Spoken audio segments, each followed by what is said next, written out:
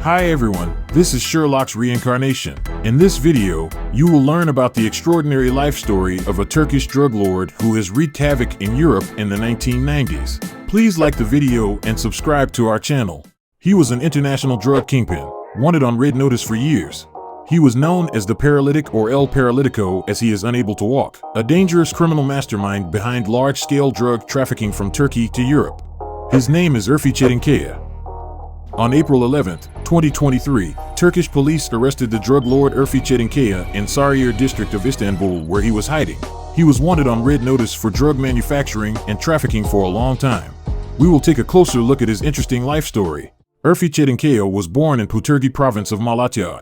He fled the misery of his Anatolian town at a very young age and learned to take advantage of Istanbul's underworld. In 1977, he was arrested for the first time for tobacco smuggling, and 3 years later he was already trafficking weapons. He was arrested after the September 12, 1980 coup in Turkey on charges of smuggling weapons and ammunition. In 1988, Chetinkaya was shot while trying to escape from the police, and a bullet hit his spine and left him a paraplegic. As he was confined to a wheelchair, he started to be called as the Paralytic.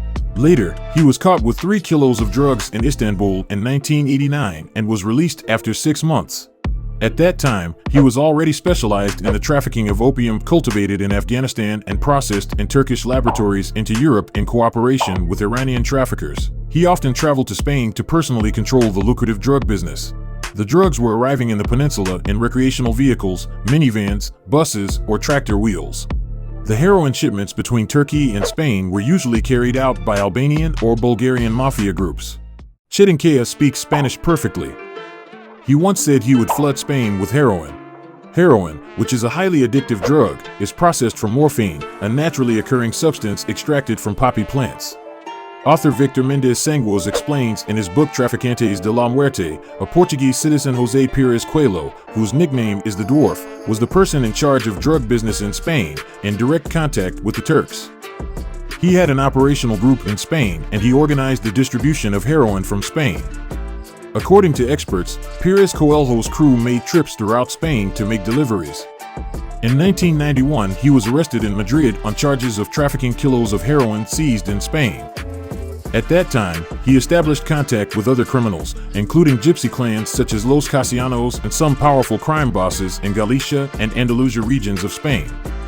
The gypsy clans have direct contact with the big Turkish drug traffickers such as El Paralitico Cetinkaya and his former partner Jamal Nair. These links between gypsy clans and Turkish drug lords are usually based in Madrid and the Costa del Sol. In the book The World Geopolitics of Drugs, it is stated that powerful gypsy criminal groups were very active in retail heroin distribution. They buy heroin in Turkey and operated out of an industrial suburb of Madrid. The heroin was shipped on the Balkan route from Turkey to Netherlands and then on to Spain, concealed in containers of industrial goods. Interestingly, El Paralitico's former partner Jamal Nair was later shot in his car with rifles, and this armed attack left him paraplegic. Nair, who died of coronavirus in 2021, later claimed that his former boss El Paralitico gave the hit order. In 1995, Chetinkaya was released on bail of 150,000 euros and left Spain. He returned to Turkey. The Spanish judge Garzón was forced to release him before trial.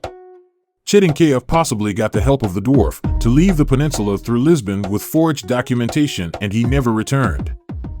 He was one of the biggest drug lords in Europe in the 1990s and famous for his ruthless methods. He got his former partner killed and dumped in a garbage in Madrid after having a dispute with him. Another thing is his secrecy. He never been caught in wiretapping. He attached great importance to confidentiality and always had face-to-face meetings. In the book Traficantes de la Muerte, the head of the heroin section of Central Narcotics Unit in Spain at that time, Enrique Juarez, points out that for the Spanish police, El Paralitico was the biggest heroin trafficker in Europe. The technique Chetinkaya used to gain absolute power among the Turkish mafia groups was brutal.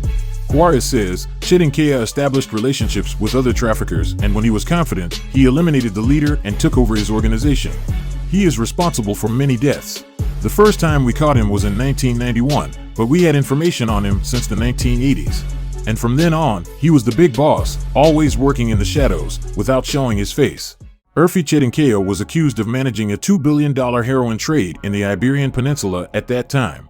According to the 2000 Spanish National Drug Report, nearly 100% of the heroin entering the Spanish market comes from the Golden Crescent at the crossroads of Central, South, and Western Asia through Turkey.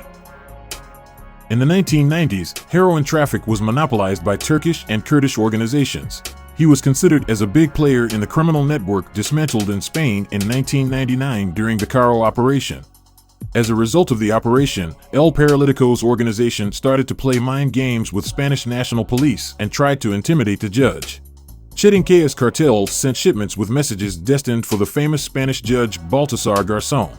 In an operation in which 120 kilos of heroin hidden in a caravan was seized, there was a note saying, "This is the best for your health, Garzón." From that moment on, the Spanish authorities raised the security level for the judge. Authorities began to suspect that in one of those shipments Chetinkaya would send a car bomb. In 1992, Italian anti-mafia prosecutors Giovanni Falcone and Paolo Borsellino were assassinated in bombed attacks by Sicilian mafia. That's why Spanish authorities took these threats seriously. Spanish police have already been working closely with Turkish security units against Chetinkaya's organization. Both countries maintained an extraordinary exchange, and for years they were confiscating practically all the shipments he sent. They were focused on detecting all their trusted men. In the following years, Turkish, Spanish, and Portuguese police kept an eye on him. Finally, drug lord Chetinkaya was arrested in Istanbul in August 2000 during the Matador operation. But he was only jailed for 3 years. His freedom didn't last long. In 2003, he was again arrested in Last Tango operation and jailed for 9 years. In 2012, he was released on the grounds of health problems.